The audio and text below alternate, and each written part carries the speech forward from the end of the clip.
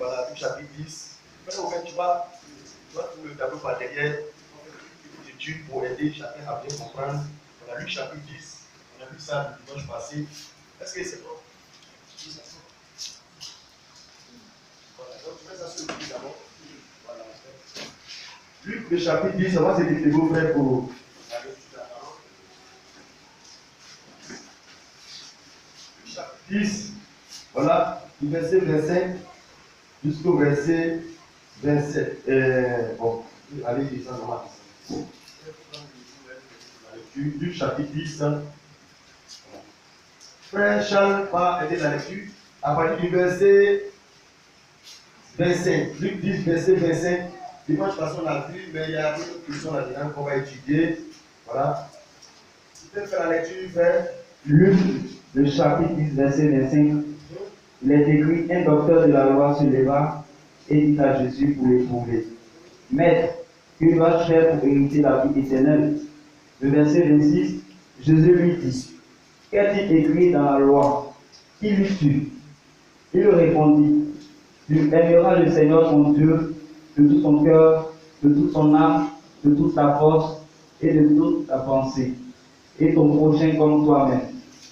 Le verset 28, tu as bien répondu, lui dit Jésus. Fais cela et tu vivras. Le verset 29, mais lui, voulant se justifier, dit à Jésus: Qui est mon prochain? C'est ça. Écoute bien la parole, maintenant on descend. Il pose la question: qui est mon prochain? Dieu n'a pas éprouvé, je dois aimer Dieu. Et après mon prochain, qui est mon prochain pour que je puisse l'aider et accomplir la parole? Jésus va répondre: qui est mon prochain? On y va. Jésus reprit la parole et dit: Oui. Un homme descendait de Jérusalem à Jéricho. Il tomba au milieu des brigands qui le dépouillaient, le chargeaient de coups et s'en allèrent, le laissant à demi-mort. Un sacrificateur qui par hasard descendait par le même chemin, ayant vu cet homme, passa outre. Un Lévite qui arriva aussi dans ce lieu, l'ayant vu, passa outre. Le verset 33, mais un Samaritain qui voyageait étant venu là, fut ému de compassion lorsqu'il le vit. Il s'approcha et banda ses plaies en y versant de l'huile et du vin. Puis il le mit sur sa propre monture, le conduisit à l'hôtellerie et prit soin de lui. Le lendemain, il tira 2 deniers, les donna à l'autre et dit: Aie soin de lui, et ce que tu dépenseras de plus, je te le rendrai à mon retour. Lequel de ces 3 ne semble avoir été le prochain de celui qui était tombé au milieu des brigands? Le verset 37, c'est celui qui a exercé la miséricorde envers lui, répondit le docteur de la loi. Jésus lui dit: Va, et toi, fais de même. Que le Seigneur bénisse sa parole dans le nom de Jésus-Christ. Que ça soit avec les frères. Voilà le sujet sur lequel je voudrais qu'on puisse s'entretenir, c'est celui-ci. Ne sors pas, ou bien ne descends pas de Jérusalem à cause des brigands. Ne descends pas de Jérusalem, ou ne sors pas de Jérusalem à cause des brigands. Le verset 30, voilà, nous donne l'explication un peu. Le monsieur a demandé qui est mon prochain, et il va donner l'explication de qui est son prochain par rapport. Puis Jésus prit la parole et dit: un homme descendait de Jérusalem à Jéricho, il tomba au milieu des brigands.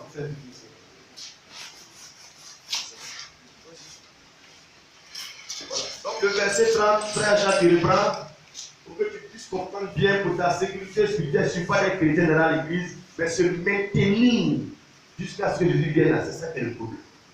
Oui, tu peux lire le verset 30. Le verset 30, oui.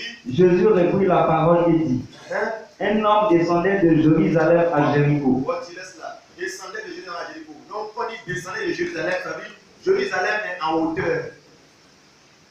Jérusalem est en hauteur. Et puis lui, il descendait. Donc, Jéricho est en bas. Il descendait de Jérusalem à Jéricho. Donc, Jérusalem est la ville la plus élevée de toutes les villes d'Israël. C'est une ville qui est située sur une montagne élevée. Donc, il était dans une position élevée ici. Et puis après, il descendait pour aller à Jéricho. Quand il descendait pour aller à Jéricho, qu'est-ce qu'on a rencontré dans le chemin? Des brigands. Il dit: pour ta sécurité, il ne faut pas descendre, il ne faut pas sortir de Jérusalem. Sinon, tu vas te faire malmener, maltraiter par les. Pour ta santé spirituelle, pour ton âme. Si tu sors de Jérusalem, tu descends, tu es foutu, mon frère, ma soeur. Tant que tu es ici, les sorciers, les démons, le péché, le diable ne peuvent pas te toucher. Si tu sors d'ici, que tu descends, tu t'es livré à Satan. Ça veut dire, mon frère, ta sécurité, Dieu ne te protège pas partout. Il te protège parce que tu es dans Jérusalem. Qu'est-ce que c'est Jérusalem? Actes chapitre 1. Qu'est-ce que Jésus a dit aux apôtres par rapport au Saint-Esprit de recevoir? Le chapitre 1. Lisons, il a donné là-bas vraiment un avertissement aux apôtres par rapport à la sécurité spirituelle, par rapport à la réception des promesses de Dieu. Actes le chapitre 1. Lisons à partir du verset. Actes chapitre 1, à partir du verset. Voilà, 6. Frère Charles, tu peux lire. Acte 1, verset 6.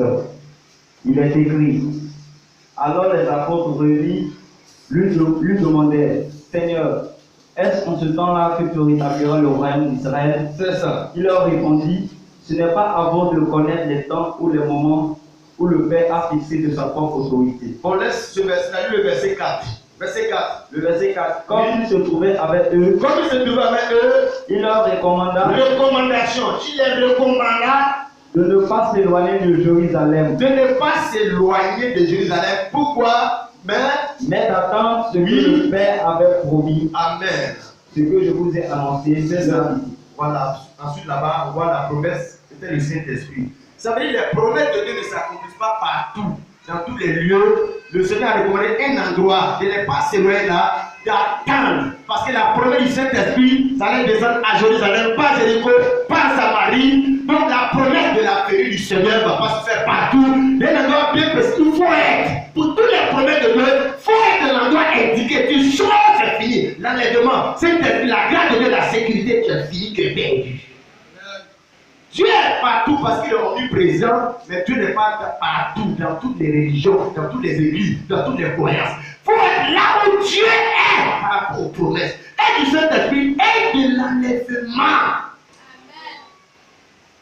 Chrétien, souvent l'écriture, on t'indique la voie. Il est recommandé de ne pas s'éloigner de Jérusalem. Donc ici de Jérusalem, on ne s'éloigne pas. L'homme qui est dans la parabole, c'est toi et moi. C'est ça que Jésus a recommandé, ne t'éloigne pas de Jérusalem. Mais l'homme est têtu, et le diable est souvent à Jéricho. Mais les autres filles, vous l'avez dit non, mais les autres filles aussi, c'est les filles d'Israël. Ça fait quoi? Tu es parti là-bas, tu es venu ici, tu peux faire ça.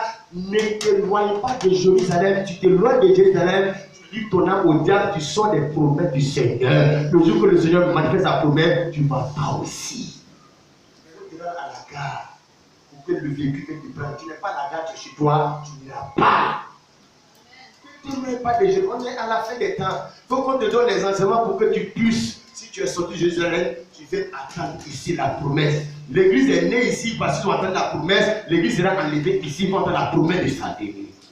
Qu'est-ce que Jérusalem, bien aimé frère? Lisons pourquoi les quartiers de Jérusalem, pourquoi tu dois rester là, demeurer là? Il ne faut pas aller à Jéricho, pour aller à Jéricho. Non, mon frère, ma soeur. Habitation de Dieu. Jérusalem, c'est la maison de Dieu. La ville où Dieu a fait construire le temple par Salomon, là, c'est pas Jéricho. Ça m'a dit, c'est toute ville d'Israël. Mais la seule ville où il y a la maison de Dieu, la maison de Dieu, où on se rend pour adorer Dieu là, c'est Jérusalem. Somme chapitre 135, verset 21. Frère, on peut pas lire la parole du Seigneur. Somme chapitre 135, verset 21. En attendant, le frère Charles prépare Isaïe chapitre 2, verset 3. Étudions la parole du Seigneur. Ils ne sont pas des papillons spirituels, des chrétiens vagabonds, des chrétiens tout. Ils se promènent dans toute église, dans toute religion, dans toute croyance. L'église où on adore les statues, il est là-bas, où il y a un sang, il est dans tout. Regarde, le Seigneur n'a pas amené les enfants à être dans tout. Il a recommandé, indiqué un ordre précis. C'est là-bas que la promesse de Dieu va se faire. Pas seulement la promesse du Saint-Esprit, pas seulement la promesse de travail, voyager, mariage, mais la grande des promesses, c'est la promesse de ta vie, c'est pour la vie. Si tu as manqué le petit placard que le Seigneur a indiqué, ma soeur, et tu manques la promesse, tu vas te livrer au brigand.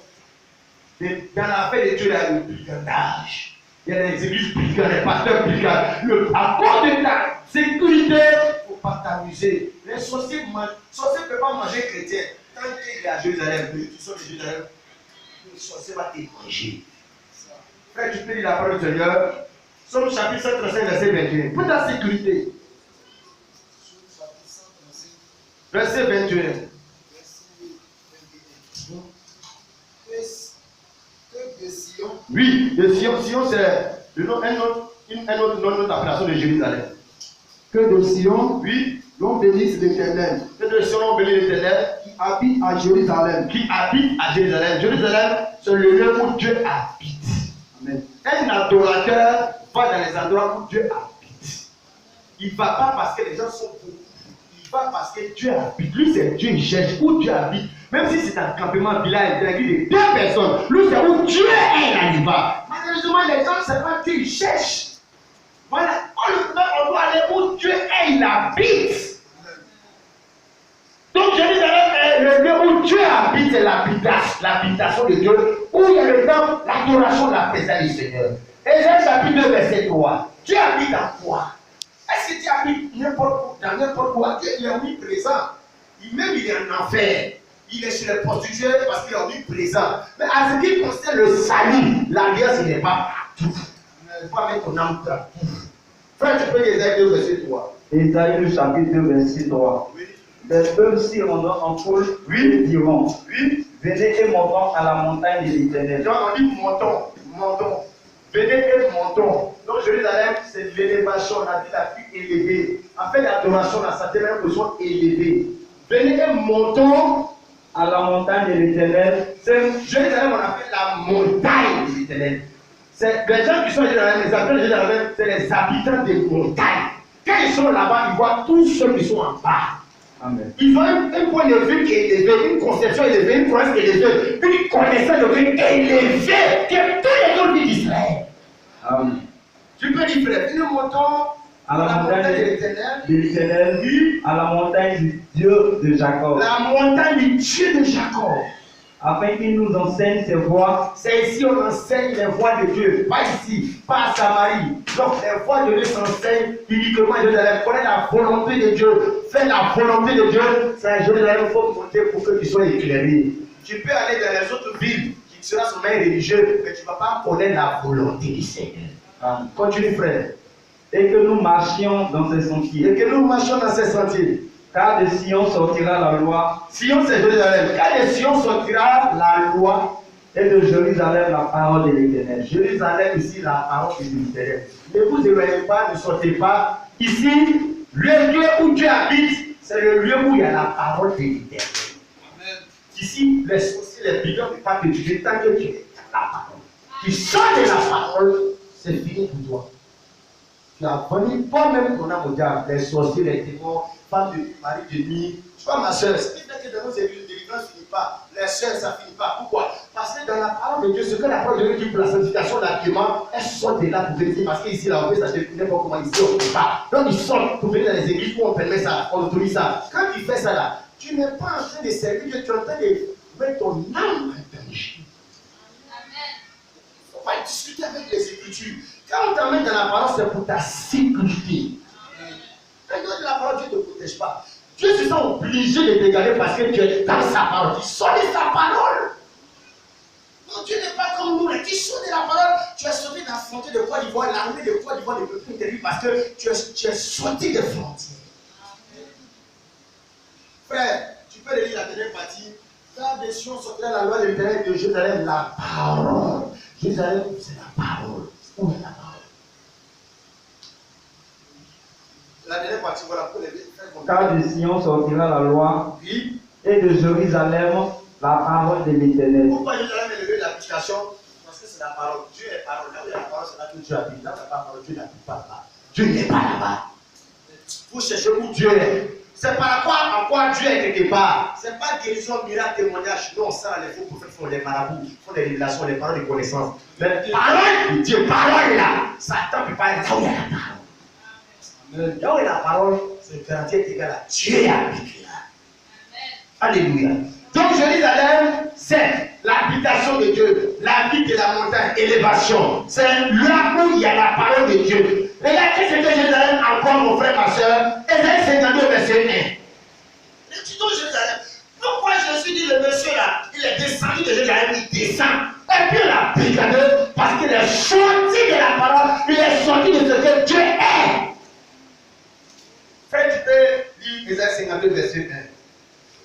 Ésaïe, le chapitre 52, verset 1. Oui, Réveille-toi, réveille-toi, c'est ça. réveille ta parure Sion, Oui, réveille tes habits de fête, oui. Jérusalem distincte. Jérusalem, ville sainte. Ici, c'est la sainteté, sanctification. Parole, sanctification. Le lieu où Dieu habite. Ville de sanctification.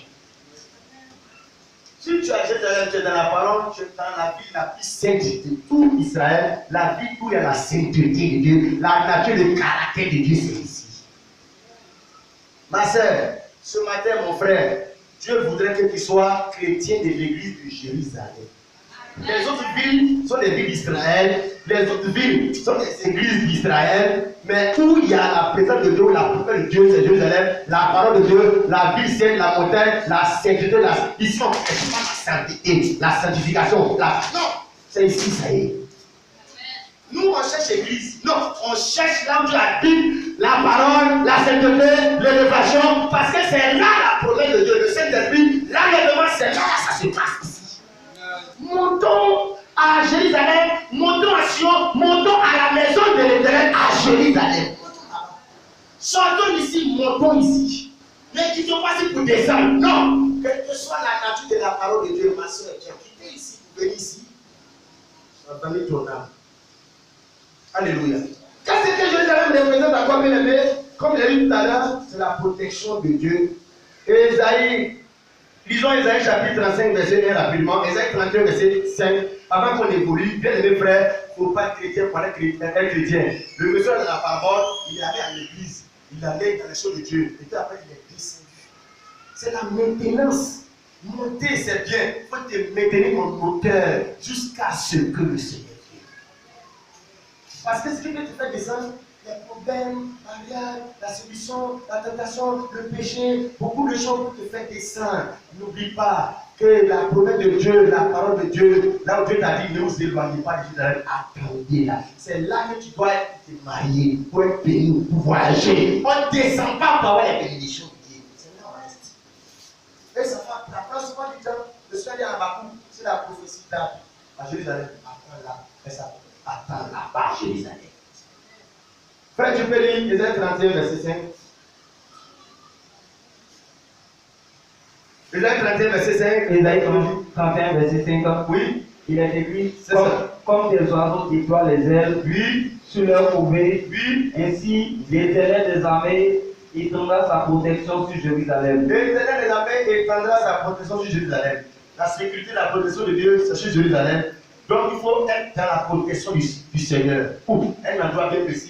Là où Dieu habite, la montagne élevée, Jérusalem sortira la parole de l'Éternel, soit dans la parole. Alors Dieu est chargé de garantir ton avenir, de pouvoir tes besoins, de te garder, de te protéger. Pourquoi malgré l'épreuve de Job, Dieu l'a intervenu? Parce que Job est dans la parole. Il se soit dans l'obligation de restituer tout ce que Job a perdu. Parce qu'il est dans la parole. C'est quand tu cherches là, ma soeur. C'est Dieu qui peut te donner. Il ne faut pas aller à Jéricho pour que Satan te donne. Satan a dit à Jésus, quand il fait la séduction, le prix de la tentation, il dit, il a monté les hommes de la terre et la gloire du monde, qui est à Jéricho, à Babylone, dans les choses du monde. Procède-toi à quand tu vois ces choses-là. Jésus a dit, moi je ne descends pas de Jérusalem. Non, il est écrit, ne descends pas. Parce que Satan peut te donner toutes les choses que tu donnes. Satan donne les choses que tu donnes. Non, il faut chercher à ce que ce soit Dieu qui te donne. Il ne faut pas prendre les choses de Satan. C'est pourquoi, quand tu descends à Jéricho, tu peux avoir les choses que Dieu va te donner ici. Satan peut te donner ici. Mais les brigands prennent ton âme. C'est-à-dire, quand tu vas chez les marabouts des autres enfants, les brigands ton âme, ton âme est touchée. Mais tu as le travail, tu as l'enfant. Mais ton âme est brigandée. Tu peux aller adorer Maman Marie dans les témoignages. Maman Marie a pris des gens, les femmes ont enfanté. Mais tu t'approches devant les statues. Dieu dit maudit soit. D'ailleurs, dans ton âme, là, il y a un brigandage qui sont. Les démons ont brigandé ton âme. Mais physiquement, c'est ça la solution du diable. Il te donne physiquement les choses. Mais spirituellement, il t'a arraché les grandes choses. Satan connaît que la valeur de ta vie, c'est ton âme. Que les choses matérielles n'ont pas de valeur. Donc, il te donne, tu penses que tu es béni, mais ton âme, là, il a pris ça. Ils sont de Jérusalem. Tu peux avoir un nom de Jérusalem. mais les brigands ne le laissent pas. C'est le marabout donne, le marabout bénit. Les brigands, les gens, vous savez, ça marche. Mais les âmes là, on prend ça. Et les politiciens, deux présidents, ils ont ce qu'ils vont tuer les gens. Mais après, ils regrettent, ils ne tombent pas parce que les âmes là, ils ont pris ça. Ma soeur, ça peut tomber bien qu'on dit, quand tu es chrétien, il faut t'appeler décemment. Quand tu t'enquêtes des démons, des maris de nuit, sirènes des eaux, ils prennent ton âme. À un moment donné, tu as problème pour te marier. Pourquoi? Parce que les esprits t'ont marié. Habillement, tu as pris les choses, ils t'ont marié. Pour que quelqu'un va venir te marier, c'est difficile. Pourquoi? Parce que des esprits t'ont marié. Ça ne tue pas, ça ne prend pas, mais ça traîne à foi. Pourquoi? Parce que tu es sorti de Jérusalem avec ton âme. Il faut penser à ton âme, à ta sécurité. Comment tu peux te presser plus que Dieu? Dieu qui t'a créé, mais avant de créer l'homme, Dieu a créé le jardin, tout était mis en place. Il ne faut pas être chrétien pour être chrétien. On rentre à Jérusalem, on ne sort pas. On devient chrétien, on ne sort plus. On va à l'église, on ne sort plus. On reste là-bas. Galère, comment on reste là-bas? Parce qu'il y a une promesse déjà dit. Ne vous donnez pas des attendez ce que le Père a promis. Pourquoi dire attendre? Parce que ça dit souvent les promesses de Dieu.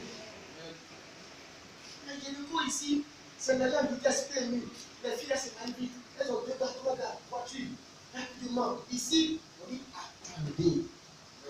Parce que les choses de Dieu là, c'est pas du jour, c'est la patience, c'est la persévérance. Si tu es trop pressé les brigands, donc il faut détruire ta vie. Alléluia. On continue encore, bien aimés frères. Nous avons étudié Jéricho. On a une idée de Jérusalem. L'église de Jérusalem, les chrétiens de Jérusalem. Maintenant, on va voir Jéricho. Ce que Jéricho représente, allons, bien aimés frères, dans le livre de Josué. Voilà, comme je dis, c'est une étude. Étudions rapidement le livre de Josué pour qu'on puisse voir un peu ce que Jéricho représente. Josué chapitre 6, verset 26. Rapidement, frère, on ne va pas trop durer. On va comprendre ça et puis on va prier. Tu vas savoir, est-ce que tu es un chrétien de Jérusalem, tu es un chrétien de Jéricho, ou bien tu attends de quitter Jéricho pour monter à Jérusalem, ou bien tu attends de descendre. Il faut savoir qu'il y a un mouvement dans les deux sens. Il y a d'autres qui sont à Jéricho, ils commencent à découvrir la vérité, et puis ils décident de quitter Jéricho pour monter maintenant, là où Dieu dit montons la maison de l'éternel, montons dans la parole, la montagne sainte, la sainteté de Dieu. Il y a d'autres qui sont là dedans, à Jérusalem déjà, et puis ils sont en train de descendre, ils sont en train de descendre. Mon frère, si tu es en train de descendre, il faut remonter. Ma soeur, si tu es à Jéricho, il faut remonter. Parce que le lieu où il faut se rendre, c'est Jérusalem. Non, mais Jéricho, c'est une ville aussi d'Israël. Oui, mais d'abord, si tu es là-bas, oui. D'abord, si c'est l'église, oui. Mais la promesse de Dieu n'est pas partout. La promesse de Dieu qu'on attend, c'est quoi? Mais la venue du Seigneur qu'on a le nom, voilà la promesse qu'on attend. De la manière que le Saint-Esprit est descendu pour créer l'église à Jérusalem, c'est comme ça que le même Saint-Esprit que Jésus, quand il va descendre pour arriver à l'église, c'est toujours à Jérusalem. Quand il parle de Jérusalem, je ne parle pas d'aller à Jérusalem, en Israël, là-bas, au Moyen-Orient. Non, je parle de la parole. Dans la parole. Ne vous éloignez pas de la parole. Restez dans la parole, demeurez dans la parole. Attendez tout ce que Dieu va promis, matériel, bénédiction, dans la parole. Ne chantez pas de la parole. Ne vous rendez pas belle. Adorez la parole. Ne faites pas plaisir, la sexualité, garçon, femme, mariage, adorez la parole. Restez dans Jérusalem, dans la parole, vous faites ce que vous pouvez faire. Si tu veux te réjouir, réjouissez-vous calme. Alléluia. Jéricho. Josué chapitre 6, verset 26. On est à Jéricho, on est à Jérusalem. On va voir Jéricho, ce que c'est. La parole du Seigneur. Josué chapitre 6, verset 26. En attendant, frère Charles prépare 1 Roi 16, 34. Josué, le chapitre 6, verset 26. Oui. Ce fut alors que Josué jura. Josué, donc on est dans l'Ancien Testament. Josué jura ceci qu'elles ont pris Jéricho parce que Jéricho fait partie des villes païennes que les enfants d'Israël devaient posséder dans le pays du Canaan.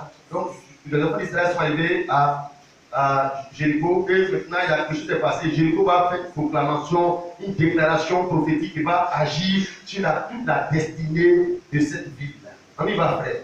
En disant, maudit soit devant l'Éternel, l'homme qui s'élèvera pour rebâtir cette ville. L'homme qui s'élèvera pour rebâtir cette ville de Jéricho, il en jettera les fondements au prix de son premier-né. Oui. Et il en posera les portes au prix de son plus jeune fils. Amen. Donc, quand les enfants ont pris la ville de Jéricho, il y a une malédiction qui a été lancée sur la ville.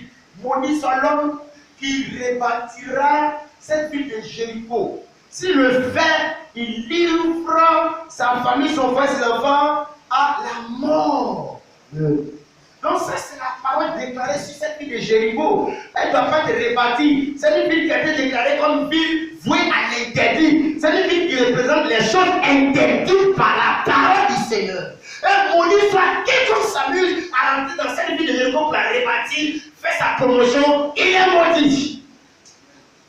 On est béni ici. Dieu est ici. La parole est bénie ici. Donc ici, on est maudit ici. Bénédiction, malédiction. Dans Deutéronome chapitre 30, verset 15, jusqu'au verset 19, le Seigneur dit, je mets devant toi la vie et la mort, le bien et le mal. Choisis la vie. Dieu met devant toi deux villes, Jérusalem, Jéricho. Bénédiction ici, maudit soit ici. Choisis où tu veux mettre ton âme. Choisis l'église où tu veux partir. De toute façon, la bénédiction sur un côté, la malédiction sur un côté. C'est chacun qui choisit sa destinée. Il y a deux portes. Le chemin large, la porte est large. Le chemin est droit, la porte est droite. Quel chemin tu vas choisir?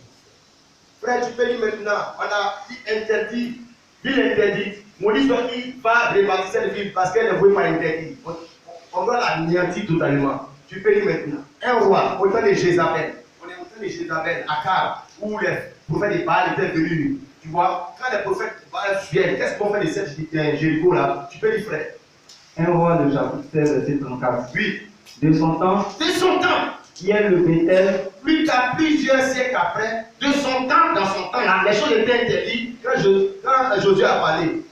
De son temps, lui, dans son temps, il va chercher à aller contre les choses interdites. Même Jéricho là, de son temps, il y a des Béthel. bâtit Jéricho. Bâtit Jéricho, on dit, il ne faut pas rebâtir. Lui, il va bâtir quand même. On ne fait pas, il va faire quand même. On ne fait pas ça, elle va faire comment? Dieu a dit, avant que la chose se passe, Dieu avait déjà dit, elle va faire quand même. C'est ça tenter le Seigneur. Elle va faire quand même. C'est dans la Bible, on fait quand même. Il faut faire quand même. Parce qu'il s'en fout de ce que Dieu a dit. Oh, quand Dieu a interdit, il y a une malédiction qui est derrière. Il faut chercher une béni. Il ne faut pas toi-même te mettre dans la malédiction. Il faut pas te livrer aux brigands. Ici, sur le chemin d'ici, là, il y a des brigands. Tu peux dire de son temps, il y a des Béthel. De son temps, il y a le Béthel bâtit Jéricho. Il en jeta les fondements au prix des Abiram, son premier-né. Voilà. On a fait un mort. Son premier-né est mort. Parce que ce que Josué a dit par la voix de l'Éternel, c'est arrivé. La ville de Jéricho, c'est la ville interdite. Les choses interdites. Et il y a des Béthel est venu rebâtir, faire la promotion, restaurer, ramener les choses interdites à son temps. Il a mené la mort. Descendre de Jérusalem pour venir à Jéricho, c'est chercher à aller là où les choses interdites ont commencé à être autorisées dans les églises. On quitte ici là, parce que c'est dur, on ne s'habille pas comme ça, on ne fait pas ça. Ici là, c'est autorisé parce qu'il y a des Béthel qui l'autorisent ça. Donc la partie, une Jéricho, une église, une religion. Ici c'est permis, ici c'est pas permis. Voilà comment les gens choisissent l'église. Lorsqu'on dit comment il va être sauvé.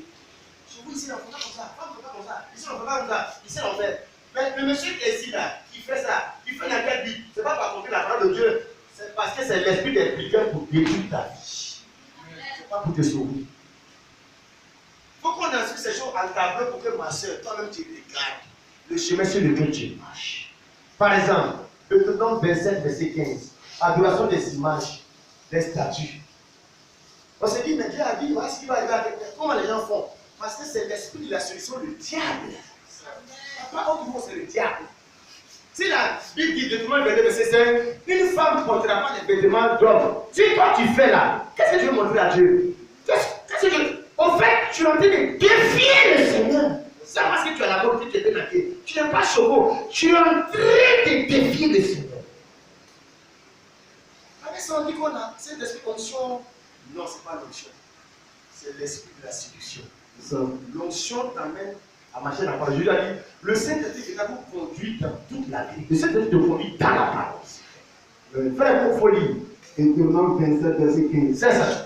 Maudit soit l'homme Tout ce qui est maudit, Jéricho, les choses interdites, malédiction. Maudit soit l'homme qui fait une image taillée. qui fait une image taillée. Donc, avant que les catholiques existent, la parole de Dieu a bien interdit. C'est interdit. Mais le diable a fait que les gens vont venir rebâtir ce qui est interdit quand même. Quand même, Dieu a dit, tout est clair. Mais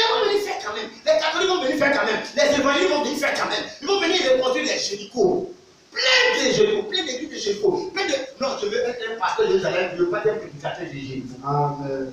Lord. Voilà, tourner les églises parce qu'on permet, et puis les gens viennent. Ici, là, c'est l'église minoritaire parce que les gens n'aiment pas le chemin étroit de la parole. Ici, c'est large. Les choses interdites sont autorisées. Mais le Seigneur dit, ne vous éloignez pas d'ici parce qu'il attendait la promesse ici, là. Maudit soit l'homme. Il fait une image taillée. Il fait une image taillée. Ou une image en fonte. Ou une image en fonte. Abomination de l'éternel. Abomination de l'éternel. Et des mains d'un artisan. Oui. Et qu'il la place dans un lieu secret. C'est ça. Et tout le peuple répondra et dira Amen. Maudit tout ce qui est malédiction, c'est-à-dire les interdits de la part de Dieu. Maudit soit qui, comment le faire, c'est les génies. Les interdits de Dieu là, c'est tout ce qui est interdit qu'on appelle gépo. Et dans la parabole, le monsieur descend de Jérusalem vers Jépo. C'est un chemin qu'ils vont le brigander. Mais tant qu'il était à Jérusalem, aucun brigand ne peut le guider là. Il n'y en a pas. Peut-être qu'il ne va pas avoir l'argent, mais il ne vient pas, les choses ne viennent pas. De toute façon, Dieu a dit, ne vous n'avez pas de Jérusalem, attendez. Ça dit que c'est une affaire de temps qui est le problème. Sinon, tout le monde la première chose à faire. Mais quand les gens sont pressés, ils descendent pour aller dans les Jéricho, parce que là-bas, dans les Jéricho, on gagne facilement. Et on amène les gens à ça. Donc les gens descendent là-bas, et puis on fait des interdits, on s'en fout de ce qui est interdit, on s'en fout de ça, mon frère, ma soeur. Et la Bible dit, maudit soit qui confesse ces choses. Mais les catholiques disent ça, ils ont vu ça, les prêtres ont vu ça. Mais qu'est-ce qui fait que malgré tout, vous voyez ça, que c'est malédiction, ce n'est pas bénédiction, vous voulez faire quand même. On appelle ça la séduction. C'est le diable qui a voilé les cœurs.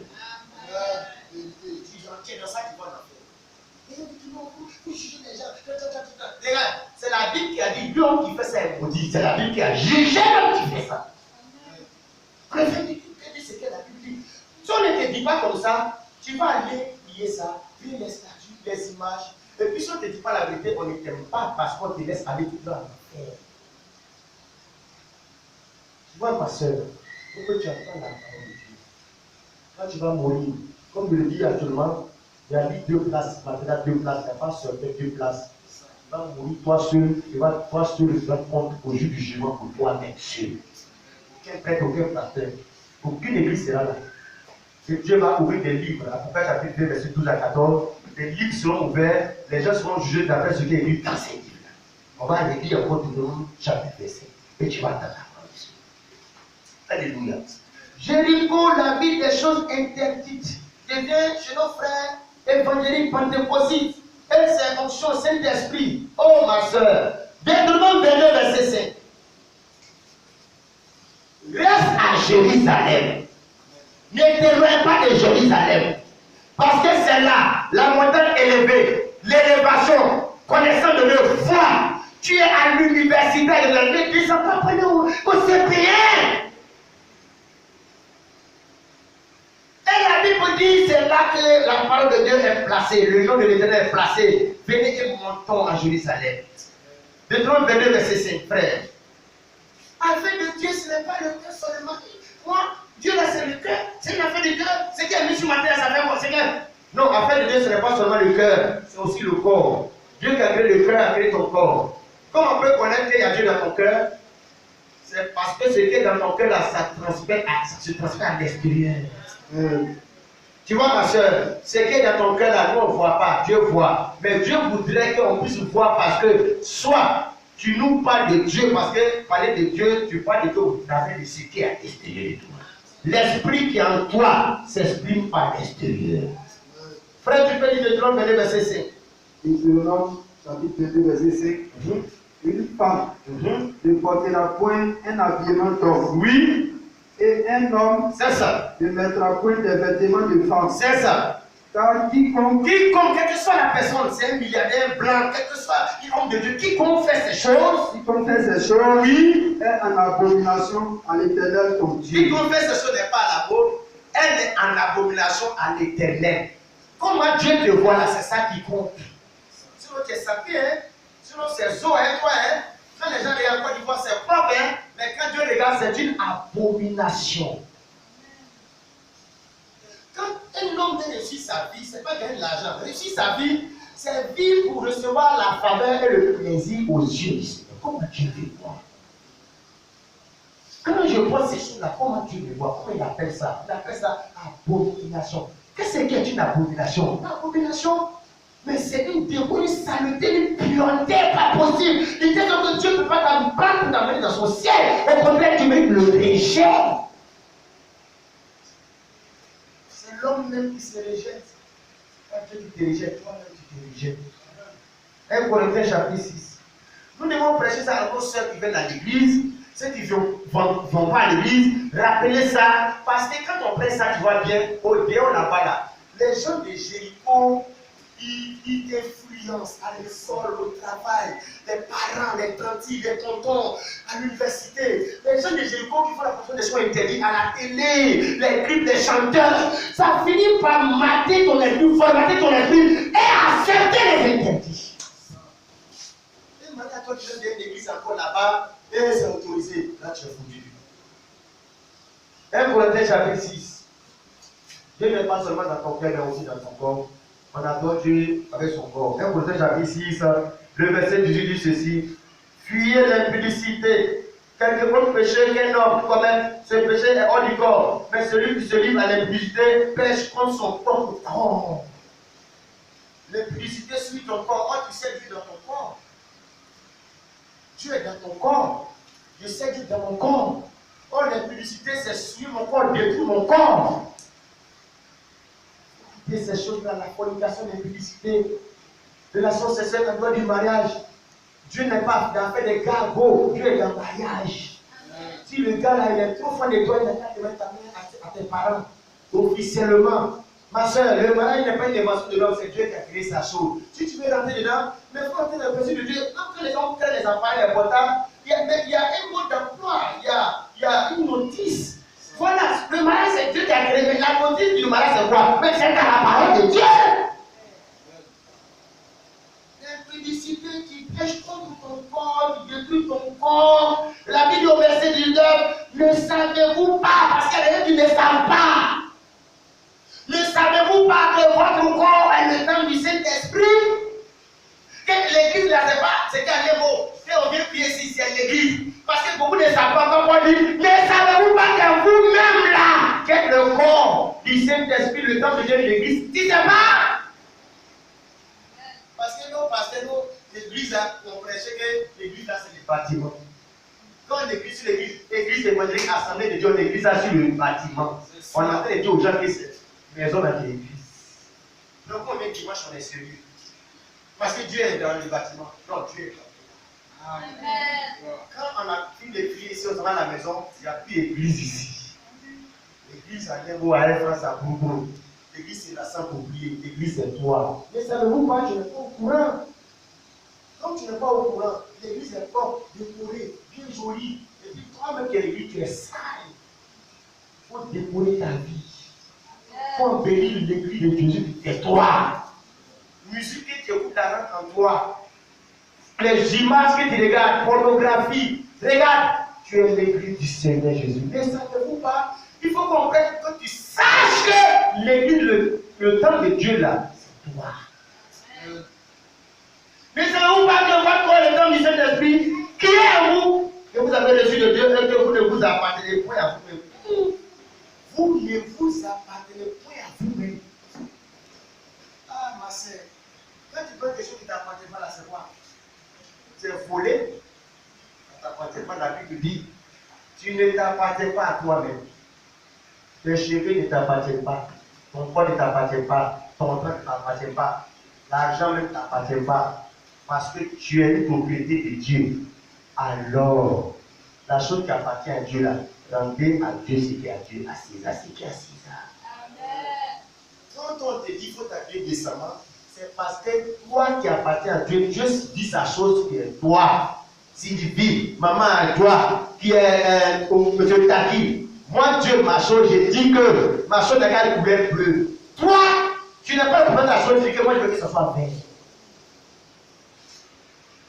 Il faut rendre à Dieu ce qui est à Dieu. Votre corps ne vous appartient pas, vous ne vous appartenez point à vous-même. C'est pourquoi tu ne dois pas faire ce que toi tu veux, mais c'est que Dieu, le propriétaire de sa chose, veut. C'est tout ça qui est le péché.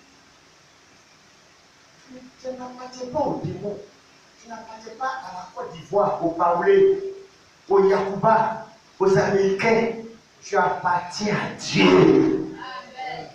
Alors donc c'est normal que quand tu viens à l'église, on te parle de Dieu pour que ce qui appartient à Dieu qui est toi, faut te donner à Dieu, c'est normal. Je n'ai pas besoin de prendre ça mal parce que tu ne t'appartiens pas. Est-ce que je n'ai pas prendre la voiture de mon voisin puis rouler? On va m'enfermer parce que la voiture ne m'appartient pas. Alors pourquoi tu vas aller en enfer? Parce que toi-même, ta vie qui ne t'appartient pas, tu as pu faire n'importe quoi en dehors de la volonté de l'humanité. Voilà pourquoi tu viens en enfer. C'est l'homme même qui se vient en enfer. Parce qu'il a vu ce qui ne lui appartient pas, pour faire des choses qui vont frustrer Dieu, de le mettre en colère et faire plaisir à Satan, l'ennemi de Dieu. Verset 20. Car vous avez été rachetés à un grand prix. Glorifiez donc Dieu dans votre corps. Glorifiez Dieu dans votre corps. Et dans votre esprit qui appartient à Dieu. Corps et esprit, les deux appartiennent à Dieu. Je glorifie Dieu dans mon esprit, dans mon cœur, mais dans mon corps, corps et esprit. Esprit, c'est qu'à l'intérieur, on ne voit pas. Corps, c'est qu'on voit. Gloire au Seigneur. Ma soeur, mon frère, Jéricho, c'est la promotion des choses interdites que Pierre de Bethel a fait. Josué a dit, maudit soit quiconque va débâtir cette vie de Jéricho. La tire du malheur, la mort. Et la mort dont on parle, c'est la seconde mort, c'est l'état de vie, Apocalypse. Alléluia. Oui, bien aimé frère, qu'est-ce qui est arrivé à ce monsieur-là? Les brigands l'ont pris en route, on était dans la parabole, les brigands l'ont pris en route, on va aller un peu chap, voilà, on va tout durer.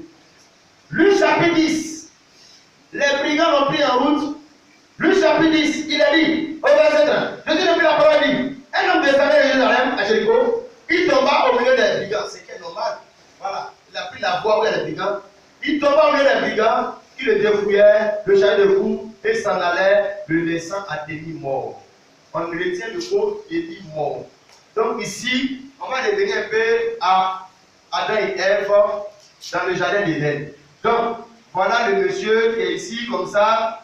Voilà. On va dessiner ça comme ça, le monsieur qui est là. Quand il est tombé, quand il y avait les brigands, la Bible, ils l'ont dépouillé. Dépouillé veut dire, quand il était à Jérusalem, il a obtenu des choses, des valeurs, des vérités. Quand il descendait, ils l'ont dépouillé, ils l'ont arraché tout ce qu'il a pris comme enseignement de la parole de la Bible. Hier, on l'a arraché. Aller à l'église, ils ont enlevé, ils vont faire à l'église. Aimer les frères en Christ, ils ont enlevé, craindre Dieu. Tous les valeurs qu'il a obtenus, les brigands l'ont dépouillé de tout. Maintenant, comme ici, où il est venu là, il faut rien, il ne connaît rien encore de tout ce qu'il avait ici. Ici, c'est l'église où on enlève tout, qui ne connaît rien de Dieu. Et puis là, quelqu'un qui adore les statues, c'est un là, il ne connaît rien de Dieu. Dieu, la statue, image, c'est que tu ne connais rien de Dieu. Les gens sont les préfets, des ministres, et puis ils s'en vont, l'église adore des statues. Ce n'est pas un intellectuel. Les vrais intellectuels, c'est ceux qui connaissent Dieu et sa parole, c'est le vrai intellectuel. Non, l'argent, mais ce n'est pas des intellectuels. Un intellectuel, tu vas aller adorer des statues, tu dis, maman, ça c'est caillou, tu adores, c'est ciment, béton. Puis tu dis que c'est Marie. Qui a dit la femme là, c'est Marie? Tu adores un caillou, et puis Marie là, ils ont fabriqué, et puis le monsieur a soulevé, ils ont mis dans 3 roues. Ils ont envoyé, toi-même tu as soulevé, tu soulèves quelque chose, et puis c'est Marie, tu soulèves quelque chose. Toi-même tu ne vois pas que tu n'es pas intellectuel. C'est ça. Quelque chose soulève, puis on adore. Puis on va te protéger. C'est ce que les féticheurs ont fait au village. On était païens, on adorait ces choses-là. Que non, les fétiches, t'entends. On vient à faire des l'église, là, Satan aussi nous a trouvé là-bas, pour nous faire adorer les mêmes fétiches en changeant de nom. Marie-Joseph, c'est les noms qui ont changé, c'est les mêmes démons-là. Ils ont dépouillé moralement des vertus de Dieu. L'intelligence, pour connaître, ils l'ont enlevé sans lui. Il est ici à Jéricho. Et puis il est béni. Et puis ils ont les sous. Regarde, ils ont dépouillé de la sanctification. Quand tu es plaqué, puis tu es sexy, hein, tu vois. Ma soeur, Satan t'a dépouillé des vertus, des valeurs morales et spirituelles.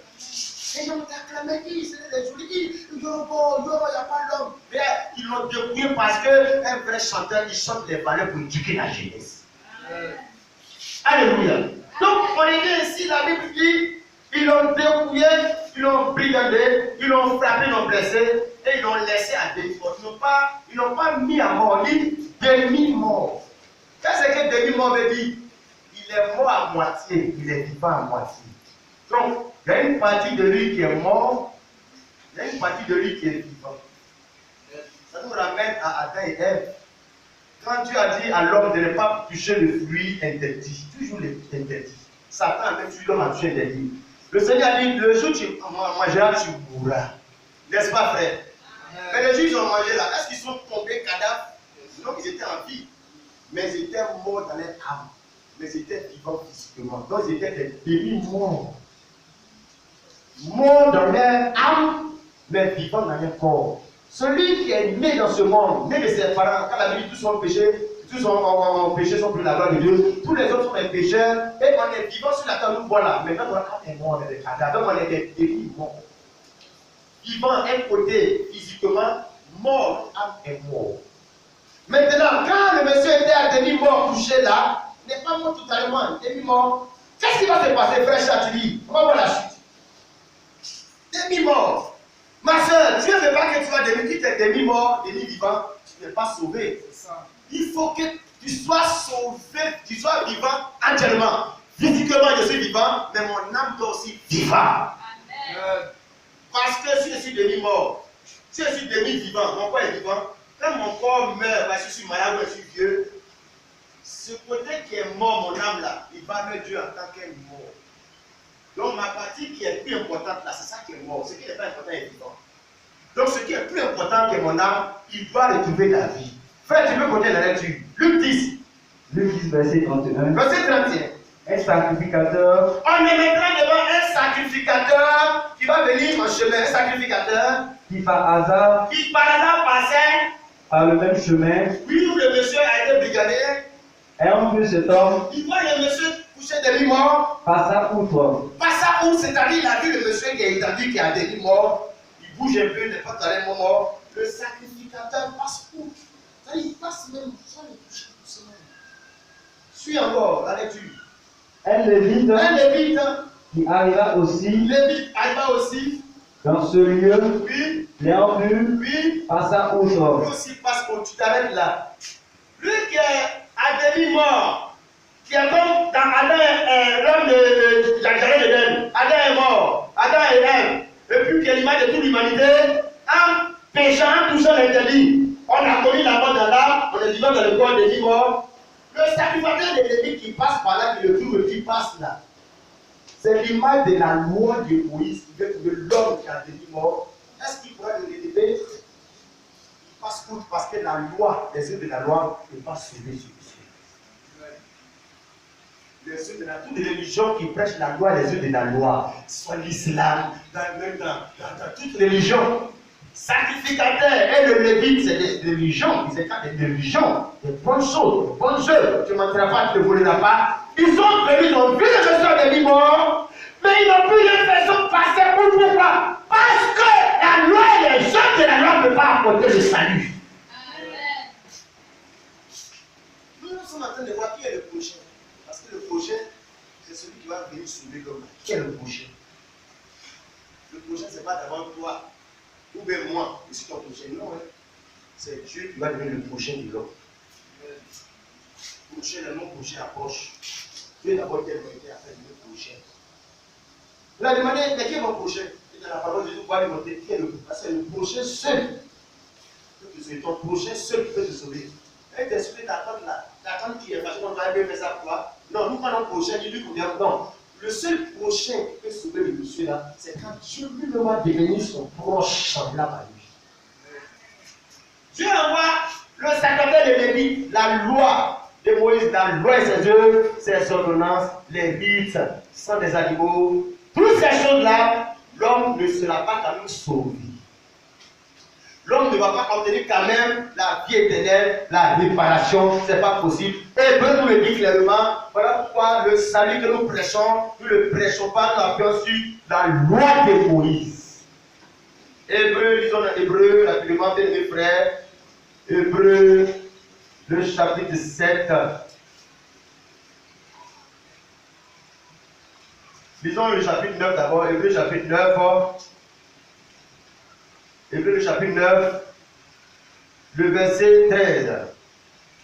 Je lis, car si le sang des taureaux et des boucs et la sang d'une vache répandu sur ceux qui sont souillés, sanctifie et procure la pureté de la chair. Combien plus le sang de Christ qui par l'esprit éternel s'est offert lui-même, sans tache à Dieu, purifiez votre conscience des œuvres mortes afin que vous servez le Dieu vivant. Il a dit au chapitre 10, verset 1, chapitre 10.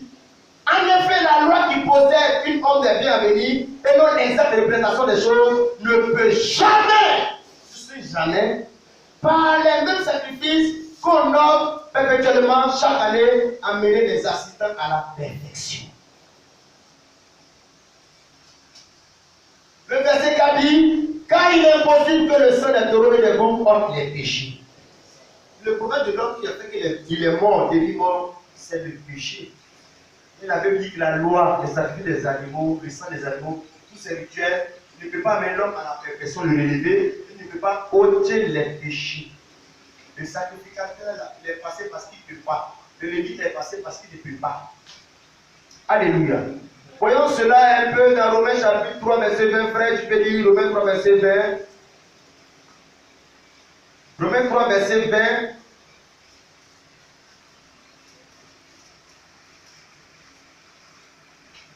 Romains chapitre 3, le verset 20. Car nul ne sera justifié devant lui à les œuvres de la loi. C'est ça. Puisque c'est par la loi que vient la connaissance du péché. C'est ça. Nul, une personne ne pourra être justifiée devant le Seigneur par les œuvres de la loi. Parce que la loi est venue pas pour sauver l'homme, mais au contraire, lui déclarer qu'il est un pécheur. Au contraire, la loi est venue pour l'accuser et le condamner. Voilà pourquoi les sacrificateurs, le lévite, c'est vraiment quand le monsieur qui a délivré, il a dit, hey, Dieu merci, les gens vont me sauver. Parce que ça, c'est le nom de Dieu. C'est le sacrificateur lui-même. Ça, c'est le lévite, donc il va me sauver. Et à sa grande surprise, les gens l'ont sauté, ils l'ont dépassé. Parce que la Bible dit, nulle personne ne peut être justifiée, sauvée par les œuvres de la loi. Parce que la connaissance du péché, ça vient même par la loi. Donc les gens sont venus au contraire, lui dit, tu es un voleur, tu es un prostitué, tu es un menteur. Il n'y a pas de temps pour toi parce qu'il dit, l'homme qui pêche, c'est elle qui mourra. Donc il a découvert qu'il n'y a pas de possibilité pour lui avec le sacrificateur et les limites. Comment il va obtenir le salut? Comment il va te sauver sur toi, et toi et moi? Frère Charles, tu fais la lecture en continu. Verset 32 du chapitre 10 maintenant. Luc le chapitre 10, le verset 32. Oui. Il est écrit, un lévite qui arriva aussi dans ce lieu, l'ayant vu passa outre. Oui. Le verset 33. Oui. Mais un samaritain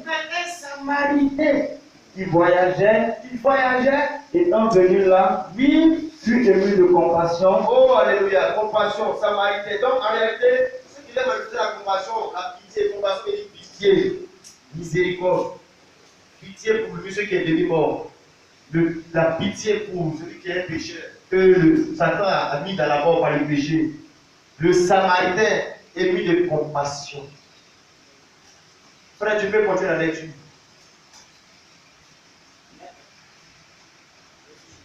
Mais un samaritain qui voyageait, étant venu là, fut ému de compassion lorsqu'il le vit. C'est ça. Il s'approcha et banda ses plaies en y versant de l'huile et du vin. C'est ça. Puis il le mit sur sa propre monture, le protégit à une hôtellerie, c'est ça, et prit soin de lui. Amen. Jean chapitre 3, verset 16, c'est ça qui est là. Dieu a tant aimé le monde. La loi de Moïse, les sacrificateurs des Lévites, les œuvres de la loi. Voilà pourquoi il y a l'Ancien Testament et le Nouveau Testament. Parce que dans l'Ancien Testament, la loi est venue d'abord pour accuser l'homme de condamner, pour qu'il voit qu'il n'a pas de possibilité pour lui. Et puis après, le Nouveau Testament, Jean chapitre 1 dit là-bas que la loi est venue par Moïse, mais la grâce et la vérité sont venues par lui. C'est-à-dire, là où, malgré tes péchés, c'est ce que tu es, tu fais. Il y a un Dieu qui peut avoir pitié de toi pour te sauver, te lever. C'est le Samaritain. Mais qui est le Samaritain là? Ce n'est pas ton nom, ce n'est pas ta voisine en classe, c'est le prochain. c'est Dieu qui va devenir ton prochain. Parce qu'avant, Dieu était lointain, très loin de l'homme. Étant loin de l'homme, il ne peut pas sauver l'homme. Il faut qu'il devienne son prochain, c'est-à-dire que Dieu soit manifesté en chair, il devient comme l'homme, dans un corps semblable au corps de péché. C'est dans cette forme-là qu'il va manifester la miséricorde pour sauver l'être humain. Alors c'est la miséricorde de Dieu, la grâce de Dieu, la fidélité de Dieu qui est manifestée par Jésus-Christ.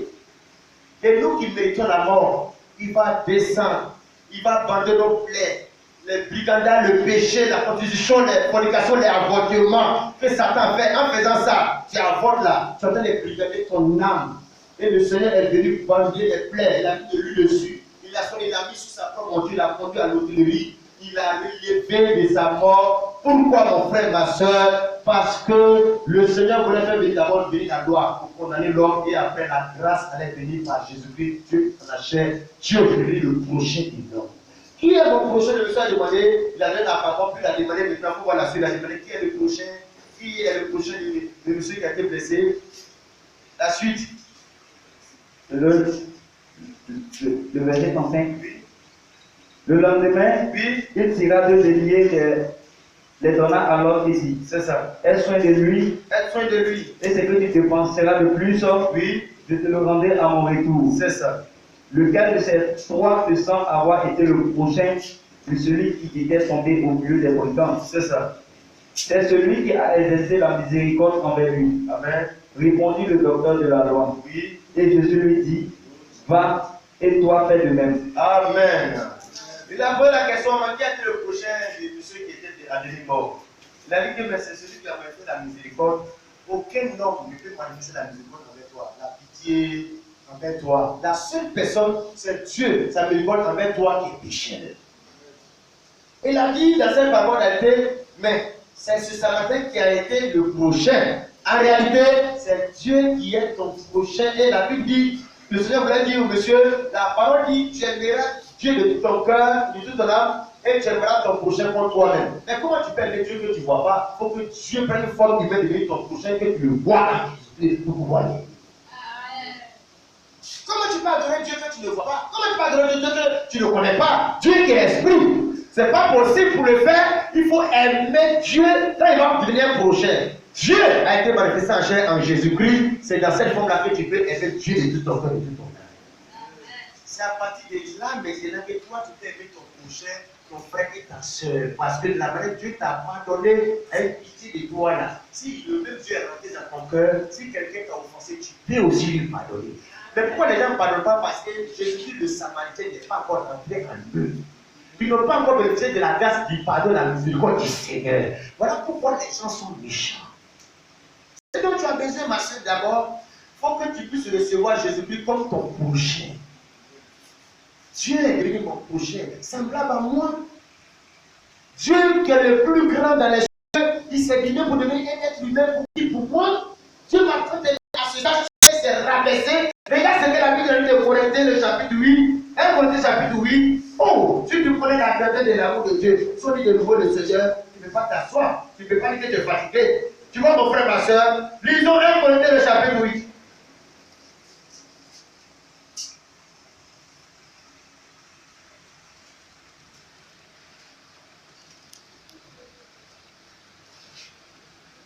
Donc lisons le chapitre 2 Corinthiens, 2 Corinthiens chapitre 8. 2 Corinthiens chapitre 8. Verset 9 dit, car vous connaissez la grâce de notre Seigneur Jésus-Christ, qui pour vous, c'est pour vous, qui pour vous s'est fait pauvre, de riche qu'il était, afin que par sa pauvreté, vous fussiez riche. C'est extraordinaire. Vous connaissez la grâce de notre Seigneur. La grâce de Dieu, la miséricorde de Dieu, comment ça s'est manifesté? La grâce de notre Seigneur de Christ, qui pour vous qui êtes ici, qui êtes demi-morts, qui mettez la mort du péché, qui pour vous s'est fait pauvre. Pauvre ici, ce n'est pas fait de l'argent. Dieu qui est riche en grandeur, divinité, en puissance, en gloire, il s'est fait pauvre, il s'est rabaissé pour vous. De riche qu'il était, il s'est fait pauvre. Lui qui est Dieu s'est fait homme.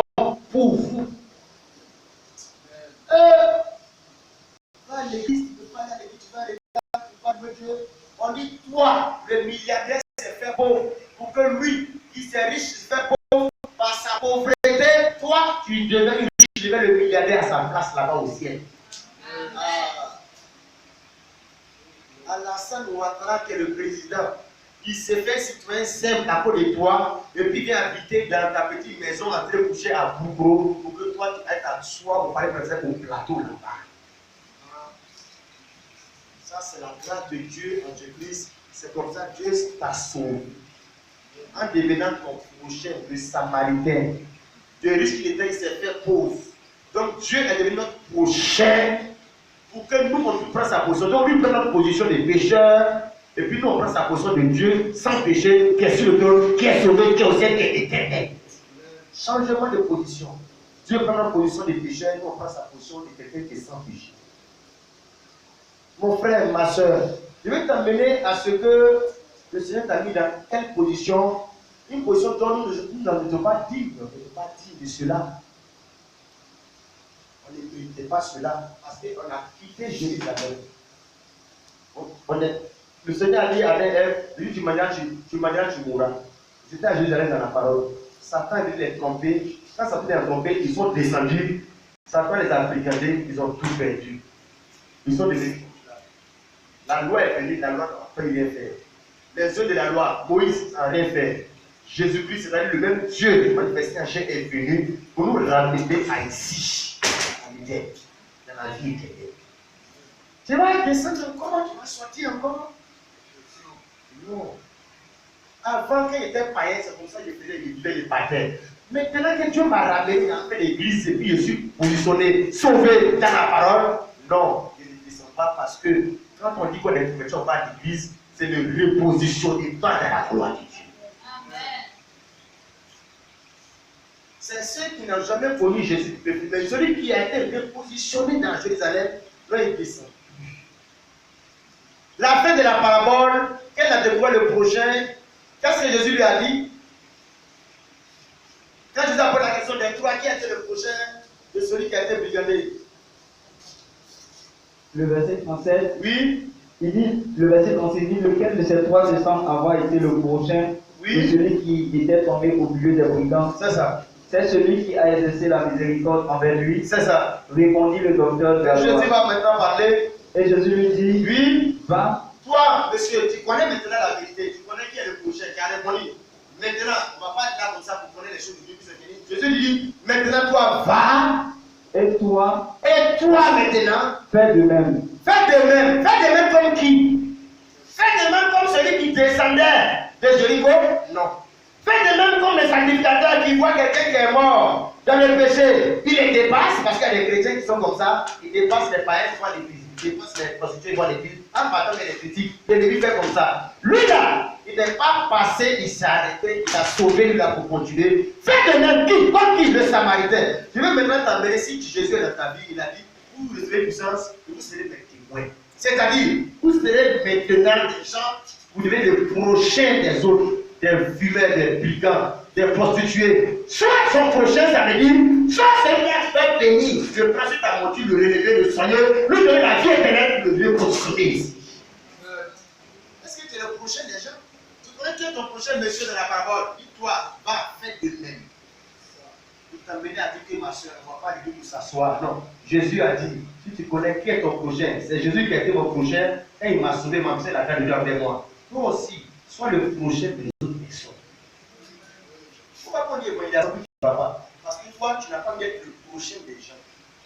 Tu n'as pas envie aussi des riches que tu es, le temps que tu as, tu vas appauvrir ton temps, tu vas te sévrer de ton activité pour aller vers les gens, pour qu'eux aussi puissent rentrer dans la porte dans laquelle tu es. Donc, parce que tu ne veux pas être le prochain, tu es le sacrificateur et le Lévi qui passe outre, ils prennent le chemin, ils s'en vont. Évangélisation, ils s'en vont. Allez parler des gens, du Seigneur aux gens, les gens sont venus, bon, on va les aider, les sauver, les ramener à la vie. Non, ils prennent le chemin, ils s'en vont. Jésus a dit, si tu prends le prochain, toi, va faire de même. Dans va faire de même, il y a des gens qui essaient de faire de même comme le sacrificateur. Prends le chemin à découvrir. Ils s'en vont à l'église avec les petits. Ils s'en vont pour les enfants, pour les études. Mais il y a des gens qui sont à des niveaux, qui sont dans les quartiers, à l'école, au travail.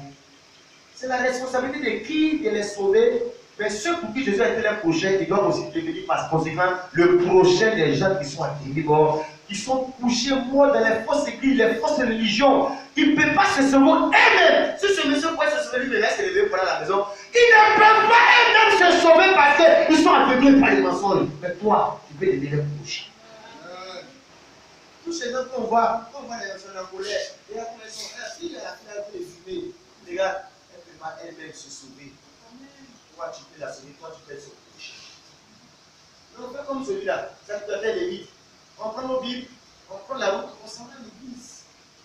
Donc, il faut chercher à le coucher des gens, ça dit, tu vas appeler, inviter les gens à étudier avec lui. Pourquoi? Parce que tu as essayé d'être le Samaritain, le bon Samaritain. Bon, le terme bon Samaritain n'existe pas dans la Bible, mais dans la parabole, voilà, les catholiques ont donné un terme Samaritain. Bon, ça dit qui a été le prochain, vous voulez montrer celui qui a été bon Samaritain. Soyez le prochain de cet humain, de ceux nous semblables. C'est-à-dire, on n'a qu'à chercher à les sauver. Tant que tu ne les sauves pas, tu ne sauves pas les gens, tu es face à toi-même, tu es sauvé pour toi seul, tu n'es pas le prochain des êtres humains. Voilà le ministère que je lui ai dit, toi, va être humain. Il a envoyé, pour faire quoi? Va dans les villes, va au village, va, les gens sont à demi-mort. Voilà, va, fais, comme dans la parabole. Ne fais pas comme les Lévites, ne fais pas comme ça, ne fais pas comme celui qui sont des Jérusalem. Va, fais comme les Samaritains. La Bible dit qu'il avait son voyage, il a laissé son voyage, il a laissé son programme. Parce que avoir mon diplôme, c'est important. Avoir une maison, construire une maison, c'est important. Mais aider des gens à connaître Jésus, à avoir la vie éternelle, c'est plus important que construire une maison. Tu vas en faire des grandes choses sur la terre, mais quand tu veux tirer une maison, ça reste. Mais quand tu as permis que des gens soient sauvés, la Bible dit, il n'y a plus de joie dans le ciel, une âme qui est sauvée. Regarde, ma soeur, les grandes activités pour la gloire de Dieu, on ne se met pas dedans. On ne fait pas ça. On n'est pas le prochain des gens. Les gens restent à demi-mort au début. Dans les églises évangéliques, catholiques, beaucoup d'églises religieuses, les gens sont morts par les fausses traditions, les fausses doctrines. Parce qu'ils sont sortis de Jérusalem, ils sont descendus à Jéricho. Les brigands les ont brisés. Et qui va les sauver? Ah, mais c'est les gens qui ont la révélation de la parole. Moi, toi Dieu, l'unité. C'est du brigandage dans les âmes. Alléluia. Regarde, voyons Jean chapitre 10, verset 8. Qu'est-ce que Jésus appelle brigand? Frères, soyons le prochain. Cherchons à aller prendre ceux qui sont des morts, qui ont été brigadés parce qu'ils sont sortis de Jérusalem. Allons les prendre. Vendons les plaies. Versons de l'huile dans les plaies. Oignons-les. Relèvons-les. Mettons-les sur notre propre monture. Transportez-les dans l'île de l'île. Et puis il a dit, le prochain, le Samaritain, a dépensé de l'argent pour le salut du Jésus.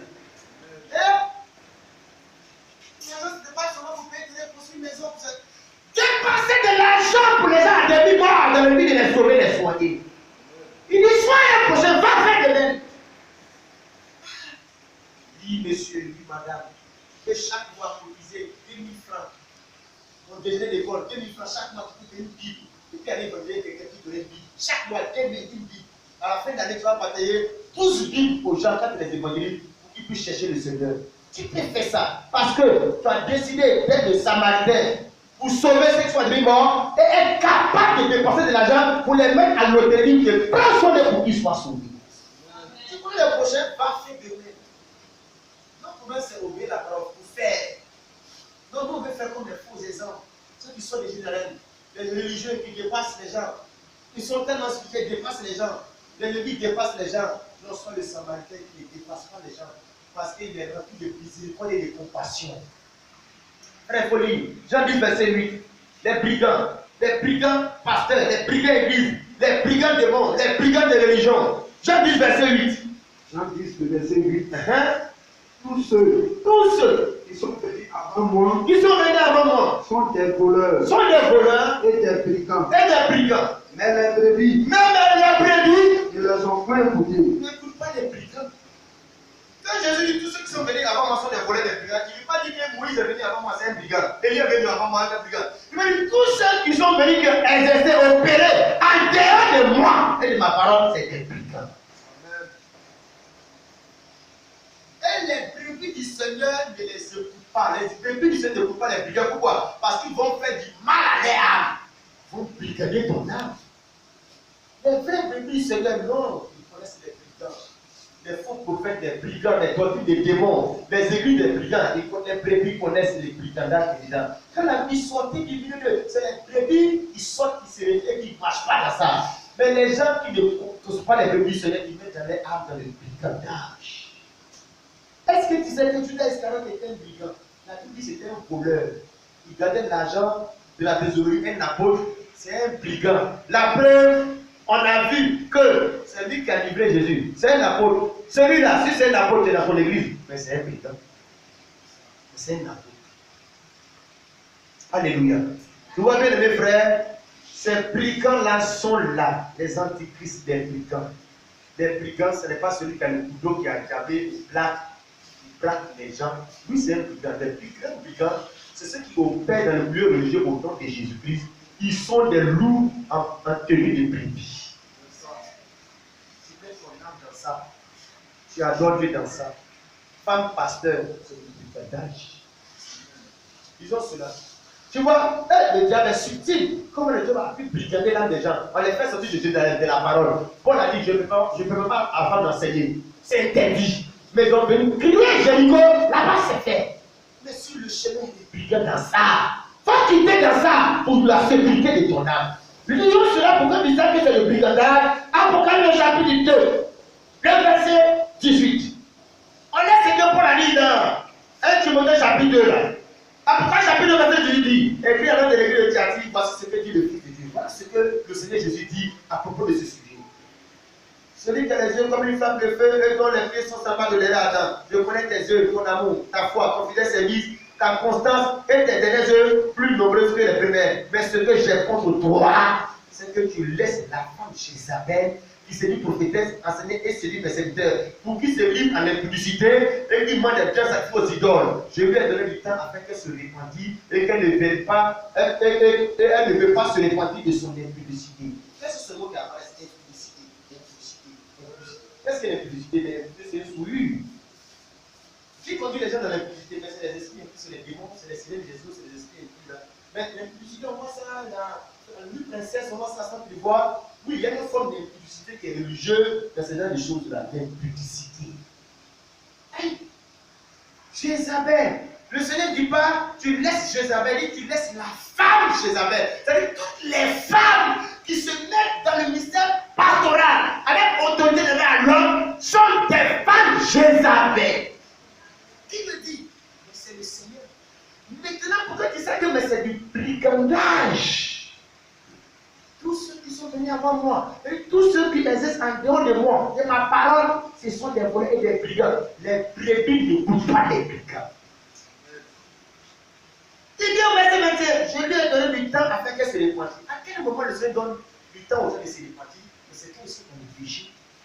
Comment une femme qui enseigne, qui prêche les gens, le Seigneur lui donne du temps de se répandir? C'est parce que c'est le péché. Femme qui fait ça là-bas, pas la commande, il faut te repentir.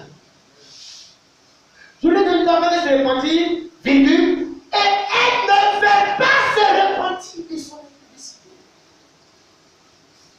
Il ne veut pas se repentir. Il ne voit pas le mal qui est dedans. Mais le Seigneur donnait sa position de ça. Les protestants qui ont protesté contre des choses dans l'église catholique, avec les traditions païennes, les protestants ne protestent plus, au contraire, eux-mêmes sont devenus une autre forme de catholique. Maman Marie dans l'église catholique, mais la femme du pasteur est devenue maman Marie dans l'église, maman. Il faut bien regarder le pape de l'église catholique, mais le pasteur, président fondateur de l'église, il est une forme de pape. La Bible parle d'Apocalypse, Babylone, la grande prostituée, la mère des prostituées. Quand on dit d'Apocalypse, la mère, c'est qu'elle a des filles. L'église catholique est la mère, mais toutes les églises qui sont sur l'église catholique, qui sont venues exister, recopier le système catholique, ce sont les filles de Babylone, la grande prostituée catholique. Voilà la différence. Il baptise d'abord du Père, du Fils et de l'Esprit. Le même baptême est là. Il croit quoi Dieu, la même chose est là. Pourquoi? Parce que, tu vois, le diable, tu peux sortir de l'Égypte, mais l'esprit de l'Égypte a rattrapé les enfants d'Israël, ils ont fait le pot d'or. Gloire au Seigneur. Amen. Oh bien-aimé, elle ne veut pas se répandre sur la publicité. Verset 22, la sentence. voici, je vais la jeter sur un lit et envoyer une grande tribulation à ceux qui commettent habiter avec elle, à moins qu'ils ne se répandent de leur sur. Qu'est-ce que la grande tribulation? C'est tous ceux qui vont manquer, rater dans le monde. On ne peut pas se repentir. On ne peut pas aider ça. On ne peut servir Dieu comme cela. Moi, je vais la jeter sur un lit et envoyer une grande tribulation à ceux qui commettent habiter avec elle. Ils passent par là. Ceux qui font ça là, ils passent pas par l'enlèvement. Grande tribulation, voilà ce que la Bible dit. Tu choisis. Tu mets devant toi la vie et la mort, choisis. Grande tribulation, avec ça, oui. Les grands pasteurs, on voit. Et puis les femmes font ça. Les femmes sont pasteurs là. Regarde, c'est les églises des brigands. Grande tribulation. Il faut chercher à être sauvé. Je ferai verset 23 mourir devant ses enfants. Et tous les élus connaîtront que je suis celui qui sont les reins et les cœurs. Et je vous rendrai à chacun selon vos yeux. Verset 24 à vous.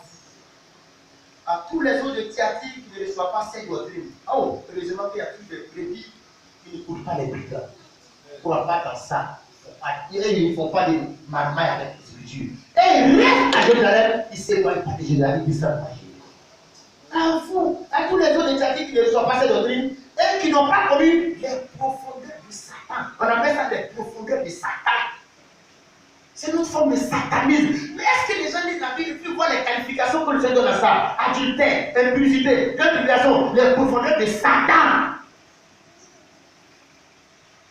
Et qui n'ont pas connu les profondeurs de Satan, comme il les appelle, je vous dis, je ne mets pas sur vous d'autres fardeaux, je ne sais pas à ceux qui ne suivent pas ce mouvement. Verset 25. Seulement ce que vous avez, retenez-le jusqu'à ce que je vienne. Jusqu'à ce que je vienne pour l'enlèvement. Retenez quoi? Votre position. De ne pas accepter ça. Gardez votre position. Ne vous souvenez pas de Jérusalem. Restez à Jérusalem. Restez dans votre position. Refusez ça. Condamnez ça jusqu'à ce que je vienne vous trouver. Ne sortez pas de Jérusalem. Verset 26. À celui qui vaincra et qui gardera jusqu'à la fin des yeux, je donnerai autorité sur les nations. Il les pètera avec une veine de fer comme on brise les barres d'argile, ainsi que moi-même j'en ai reçu le pouvoir de mon Père. Je lui donnerai l'étoile du matin, que celui qui a les oreilles entend ce que l'Esprit dit aussi. Cherchons à être sauvés vers les frères. Ne laissons pas la tribulation nous prendre la grande tribulation, non. Ne descendons pas dans les églises Jéricho. Restons dans les églises Jérusalem, où il y a la parole, où le Seigneur est resté dans la parole. Les brigands ont détruit ton âme. Les brigands, démons, fétiches, sorciers, les brigands pasteurs, les brigands de fausses doctrines, les brigands de Jézabel. Non, tu dois rester là. Maintenant, le prochain, le Seigneur Jésus-Christ, Dieu venu en chair, est venu être notre prochain pour nous sauver. Maintenant, ce qui t'a recommandé, toi, va faire de même. Fais de même quoi? Tous ces gens qui sont brigandés dans le péché, dans les fausses religions, toi, va les sauver, va les aider, va les soigner, va évangéliser. Si l'évangélisation est devant toi, il faut sauter, mettre les deux pieds dedans. Si tu ne participes pas, ça ne t'intéresse pas, regarde, tu veux peut-être le prochain des êtres humains. Luc chapitre 10, je termine avec ce passage. La Bible dit au verset 36, au verset du 35. Verset 34, il s'approcha de pendant ses plaies, en y versant de l'huile et du vin, puis il le mit sur sa propre monture, le conduisit à une étoilerie et prit soin de lui. Verset 35, le lendemain, il tira deux deniers, les donna à l'autre et dit, aie soin de lui, et ce que tu dépenseras en lui, je te le vendrai à mon retour. Est-ce que tu es capable de dépenser pour le salut des âmes, pour que les gens soient sauvés, pour que les gens évangélisent? Tu es capable de dépenser, le prochain ici a dépensé 2 deniers. Il a pris soin de lui. Il a pris du temps, engagé son énergie, son temps. Il n'a pas voulu faire un sacrificateur et lévite. Bien mes frères, la Bible dit que l'obéissance à la parole de Dieu vaut mieux que les sacrifices. Faire offrande là, c'est sacrifice. Aller à l'église, c'est sacrifice. Chanter, c'est sacrifice. Mais obéir à la parole de Dieu là, ça a plus de valeur que toutes ces choses de sacrifice qu'on fait au Seigneur. Obéir à la parole du Seigneur. La partie la plus importante du culte, c'est quoi? Tout est important, mais il y a quelque chose qui a plus de valeur. L'obéissance à la parole. Le fait qu'on est venu, qu'on chante, c'est un sacrifice. L'offrande, le fruit des lèvres, nous offrons notre argent, notre présent même, tout ça là, c'est des sacrifices. Mais la parole de Dieu, obéir à la parole de Dieu, vaut mieux que les sacrifices. Pas faire de même. Pourquoi de même? Regarde les demi-morts. Il y a des gens qui sont dans les vies, dans les maquis, qui sont morts tous les temps. Qui peut les sauver? Si seulement tu peux laisser le Seigneur faire de toi leur prochain. C'est prendre sur ta monture, dépenser de l'argent, même lui, sur les plaies, bander les plaies, les déposer à l'autre de lui. Si tu peux faire ça, ton existence aura de la valeur. Jusqu'à temps d'accomplir la volonté du Seigneur. Quand la volonté du Seigneur, la loi de Dieu s'accomplit ainsi, tu aimeras Dieu de tout ton cœur, de toute ton âme, et tu aimeras ton prochain pour toi-même. La Bible dit, ces deux passages sont l'accomplissement de la loi. Que le nom du Seigneur soit béni. Inclinons nos têtes dans la prière, frère, et demandons que le Seigneur